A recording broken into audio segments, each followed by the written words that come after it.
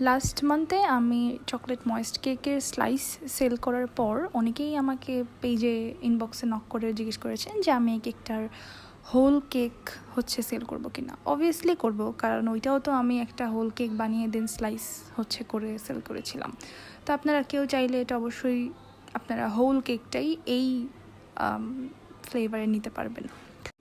আর এই ময়েস্ট কেকের বেসগুলো এত বেশি হেভি হয় যে এগুলো আসলে হ্যান্ডেল করা খুব টাফ, কজ যেহেতু এগুলো ময়েস্ট, এটা ভেঙে যাওয়ার চান্স খুব বেশি থাকে।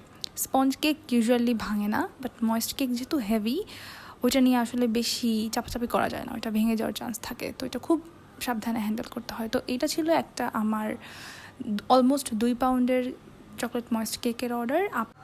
আর অনেকেই জিজ্ঞেস করেন যে ময়েস্ট কেকগুলা 1 পাউন্ড 1.5 পাউন্ড হবে কি না।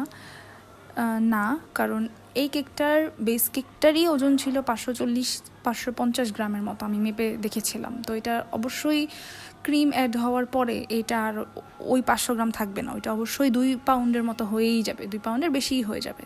তাই এই হেভি বেজের কেকগুলা 2 পাউন্ডের নিচে করা হয় না, আমি করি না, অন্য কেউ হয়তো করে, আমি পারি না করতে। ওটা তাহলে দেখতে ওই সাইজ অনেক ছোট হয়ে যাবে, এটা আমার পোষাবে না, আমি যেহেতু সিঙ্গেল ব্যাচে কেক বেক করি। এই তো ময়েস্ট কেকগুলা রেড ভেলভেট যেগুলা ময়েস্ট বেজ হয় ওগুলা 2 পাউন্ড মিনিমাম অর্ডার কোয়ান্টিটি। আর এই সাইজটা খুব সহজেই আপনি যদি ছোট পিসও করেন 10 থেকে 15 জন ইজিলি খেতে পারবে।